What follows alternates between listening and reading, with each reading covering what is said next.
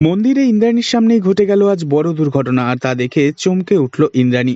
হ্যাঁ বন্ধুরা, বিস্তারিত জানতে চ্যানেলটি সাবস্ক্রাইব করে সম্পূর্ণ দেখবার অনুরোধ রইল। জমে উঠেছে ধারাবাহিক কুসুমের গল্প, যেখানে দেখা যায় আয়ুষ্মান এবং কুসুম একেবারেই নব দম্পতির মতো সেজে গুজে মন্দিরে পুজোতে বসেছে। আর হঠাৎ করে ইন্দ্রাণী এসে এই দৃশ্য দেখে অসম্ভব রেগে যায় আর আয়ুষ্মানকে কুসুমের পাশ থেকে উঠে আসতে বলে। তখন মন্দিরে উপস্থিত সাধারণ মানুষজন ভেবে বসে আয়ুষ্মান আর কুসুমের বিয়ে হচ্ছে, তাই তারা ইন্দ্রাণীকে বাধা দেয় আর বলে ওঠে, এভাবে যে আপনি উঠে আসতে বলছেন, মেয়েটা তো তাহলে লগ্নভ্রষ্টা হবে।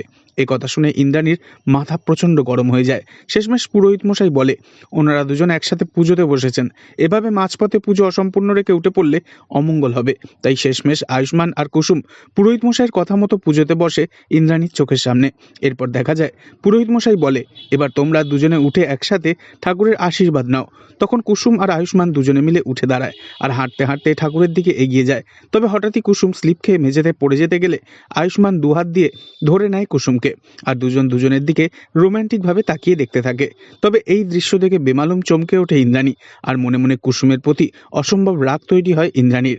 তো বন্ধুরা, ইন্দ্রাণী গাঙ্গুলির মুখে তো অনেক বড় বড় কথাই শোনা যায়, তবে কি আগামী দিনে ইন্দ্রাণী গাঙ্গুলি কোনো কাজকে ছোট চোখে না দেখে পারবে তো কাজের মেয়ে কুসুমকে গাঙ্গুলি বাড়ির বড় বৌমার সম্মান দিতে, নাকি হাত কাঁপবে ইন্দ্রাণী? তা জানতে অবশ্যই সাবস্ক্রাইব করে আমাদের সঙ্গেই থাকবেন। ধন্যবাদ।